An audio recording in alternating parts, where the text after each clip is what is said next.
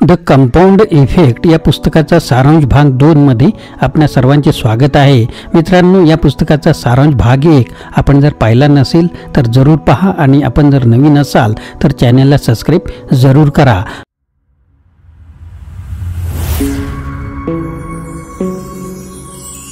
नमस्कार मित्रांनो, माझे नाव आनंद आहे आणि मराठी आनंद यूट्यूब चॅनलमध्ये आपणा सर्वांचे स्वागत आहे. आता आपण या व्हिडिओमध्ये पाहणार आहोत प्रकरण 4, 5 आणि 6 याची पॉइंट. तर चला सुरुवात करूया. भाग 2 प्रकरण 4 मोमेंटम. तुम्ही जर 10वी 12वी वर्गात विज्ञान विषय शिकला असाल तर तुम्हाला नक्कीच भौतिकशास्त्रातील न्यूटनचा एक नियम आठवत असेल आणि तो म्हणजे न्यूटनचा गतीचा पहिला नियम. या नियमानुसार ज्या गोष्टी स्थिर अचल असतात ते स्थिरच असतात. जोपर्यंत बाहेरून एखादा बल लावला जात नाही तोपर्यंत आणि त्या वस्तू मोशन म्हणजेच गतीमध्ये असतात त्या गतीमध्येच राहतात. जोपर्यंत त्या गतीला कोणी थांबवत नाही तोपर्यंत. न्यूटनचा गतीचा हा जो पहिला नियम आहे, तर पुन्हा एकदा सांगतो, ज्या गोष्टी स्थिर अचल असतात त्या स्थिरच असतात. जोपर्यंत बाहेरून एखादा बल लावला जात नाही तोपर्यंत आणि त्या वस्तू मोशन म्हणजेच गतीमध्ये असतात त्या गतीमध्येच राहतात. तोपर्यंत त्या गतीला कोणी थांबवत नाही तोपर्यंत. या नियमाला दुसऱ्या शब्दात सांगायचं असेल तर असं सांगता येईल की ज्या व्यक्ती टीव्ही समोर बसलेल्या असतात ते टीव्ही समोर बसलेलेच राहतात आणि ज्या व्यक्ती जीवनात काही यश प्राप्त करतात ते पुढे आणखीनच मोठं यश मिळवत राहतील. मोमेंटमला म्हणजेच संवेग बनवणे सोपं नाही, परंतु एकदा का मोमेंटम बनला की तुमची बरीचशी कामं सोपी होऊन जातात.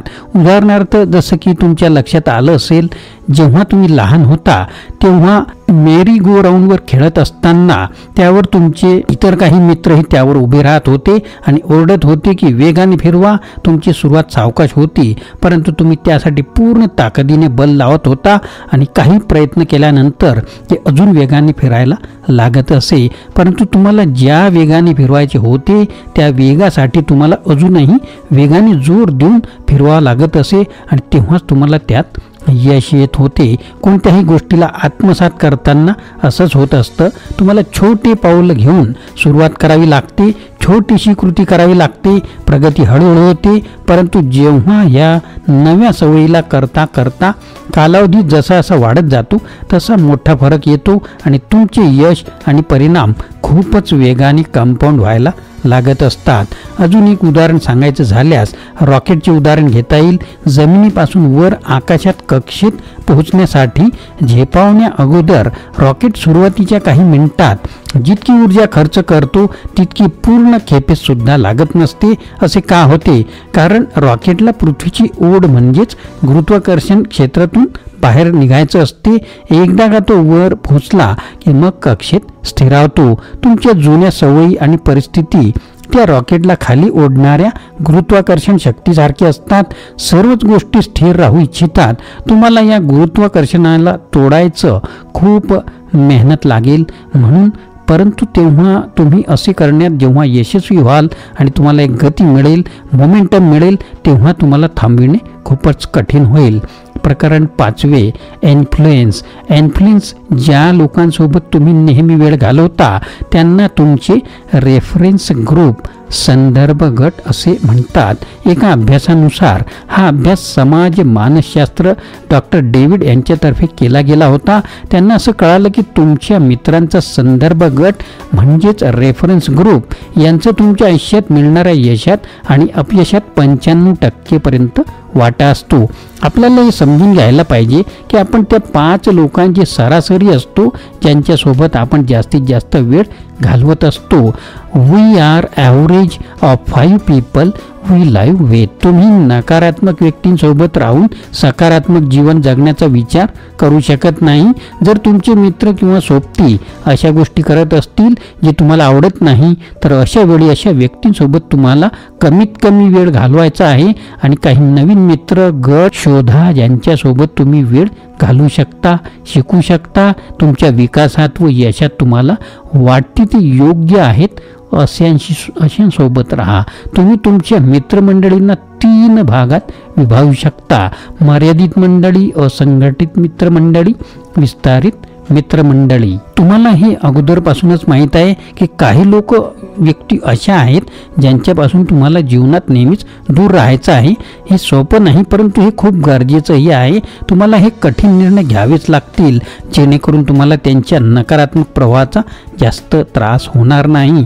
अगोदर हे ठरवून घ्या की तुम्हाला नेहमी कोणत्या प्रकारचे जीवन जगायचे आहे आणि मग त्या लोकांसोबत स्वतःला जोडा ज्यांच्याकडे तुमच्यासारखी दृष्टी आहे. असे काही लोक असतील ज्यांच्यासोबत तुम्ही 3 तास घालू शकता, परंतु 3 दिवस नाही.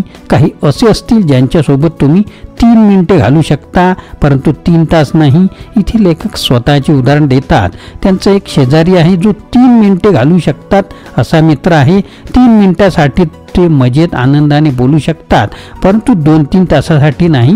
तुम्हाला देखील तुमच्या सर्वच नातेसंबंधांना बघायला पाहिजे आणि जाणून घ्यायला पाहिजे की तुम्ही 3 मिनिटावाले व्यक्तीसोबत 3 तास तर घालवत नाही. आताच आपण नकारात्मक लोकांना स्वतःच्या आयुष्यातून काढण्याविषयी बोललेलो आहोत, परंतु जेव्हा तुम्ही असे कराल तेव्हा तुम्हाला दुसऱ्या लोकांकडे सुद्धा जावे लागेल. अशा लोकांचा शोध घ्या ज्यांच्याकडे सकारात्मक गुण आहेत. त्या क्षेत्रात त्यामधील तुम्हाला सुधारणा करायची आहे. जर तुमच्या बजेटमध्ये आवाक्यात असेल तर त्या समूह किंवा क्लबचे सदस्य व्हा ज्यामध्ये अशा व्यक्ती ये जा करत असतात, जसे उद्योगी क्लब, व्यावसायिक संघटना इत्यादी. परंतु तुम्ही जर हे करू शकत नाही तर तरी एक चांगली गोष्ट अशी की तुम्ही तुमच्या आयुष्यात मग कुठेही राहा, लहान मुलांना सांभाळत असाल किंवा त्या लोकांसोबत राहत असाल ज्यांच्यामध्ये तुमच्यासारखे काही नाही, तरीही तुम्ही त्या मार्गदर्शक अनुभव व्यक्ती अथवा मेंटॉरकडून शिकू शकता ज्याच्याकडून तुम्हाला शिकायचं आहे. फक्त त्या मार्गदर्शकाने, मेंटॉरने त्याच्या कल्पना, विचार यांना एखाद्या कथित गोष्टीत किंवा एखाद्या पुस्तकात, अभ्यासक्रमात समाविष्ट केलेले असेल किंवा व्हिडिओसुद्धा बनवलेला असू शकतो, तर तुम्ही त्यांच्याकडून शिकू शकता. स्टोरी, बुक, कोर्स, व्हिडिओ इत्यादी माध्यमातून या सर्व गोष्टीचा फायदा उचला आणि ती सर्व पुस्तकं वाचा, व्हिडिओ पहा. अशी बरीचशी पुस्तकं, व्हिडिओ तुम्हाला मिळतील. यासाठीच आमचे बिझनेस आनंद हे हिंदीचे चॅनल आहे आणि मराठी आनंद हे मराठीचे चॅनल आहे. प्रकरण 6. इथे लेखक स्वतःचे उदाहरण देतात. जेव्हा ते कॅलिफोर्नियामध्ये राहत होते तेव्हा ते डोंगरावर सायकल चालवायला जात असत आणि न थांबता 2 मैलापर्यंत चालवत जात असत आणि त्यामुळे त्यांना खूप वेदना होत होत्या. आणि चालवत चालवत जेव्हा ते एका अशा अवस्थेत येत असत ज्याला हिट द वॉल असे म्हणतात, या अवस्थेत आपला मेंदू खूप साऱ्या गोष्टी सांगायला लागत असतो की का थांबायला पाहिजे आणि मग तुमचा सामना होतो खऱ्या प्रश्नाने की एक तर तुम्ही वेदना सहन करणार आणि पुढे चालणार किंवा तुम्ही मोडणार आणि हार स्वीकार कराल. जेव्हा लेखक डॅरेन रिअल इस्टेट व्यवसायात होते तेव्हा ते एका दिवसातच हिट द वॉल सारख्या खूप मोठ्या गोष्टी करत असत. जेव्हा त्याच्या प्रॉपर्टी विकल्या जात नव्हत्या, जेव्हा शेवटच्या ग्राहकांनी देखील त्यांना नकार कळवला होता, तेव्हा त्यांचे मत खूप साऱ्या गोष्टी सांगत असे की त्यांना ह्या विक्रीला सोडून टाकायला पाहिजे आणि परत ऑफिसला जायला पाहिजे. परंतु हार स्वीकार करण्याऐवजी ते समजले होते की त्यांचे प्रतिस्पर्धी देखील याच समस्यांचा सामना करत आहेत. डॅरेन यांना माहीत होते की जर ते या वेळेला पार करून गेले तर या कठीण क्षणाला पार करून गेले तर ते नक्कीच त्यांच्या सर्व प्रतिस्पर्धी यांच्या पुढे राहतील आणि हेच तुमच्या यशाचा सर्वात महत्त्वाचा क्षण असतो. इथं हे महत्त्वाचं राहत नाही की तुम्ही वॉल हिट केली किंवा नाही. महत्त्वाचं तर हे असतं की तुम्ही त्या वॉलला हिट केल्यानंतर काय केलं. अशी कल्पना करा की तुम्ही वजन कमी करण्यासाठी प्रशिक्षण घेत आहात आणि तुमच्या प्रशिक्षकाने ते तुम्हाला वजन उचलण्याचे व्यायाम म्हणजेच 12 स्टेप करायच्या सांगितल्या.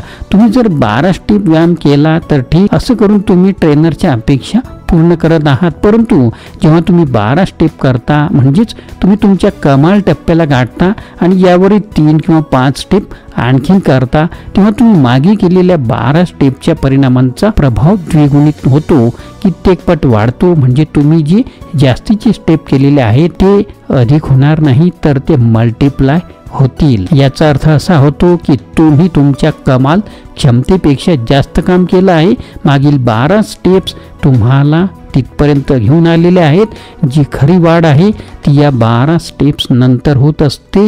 म्हणजे तुम्ही जेव्हा वॉल हिट करता ही संकल्पना तुम्हाला आयुष्यात प्रत्येक क्षेत्रात वापरायला पाहिजे। तुमच्याकडून जितकी अपेक्षा केली गेली आहे त्यापेक्षा नेहमी जास्त करा। मित्रांनो, या पुस्तकाचा सारांश आपल्याला कसा वाटला नक्कीच कमेंट बॉक्स मध्ये कळवा आणि नवीन असाल तर चॅनलला सबस्क्राईब करून ठेवा। मित्रांनो, आपल्याला व्हिडिओ आवडल्यास लाईक करा, शेअर करा, सबस्क्राईब करा।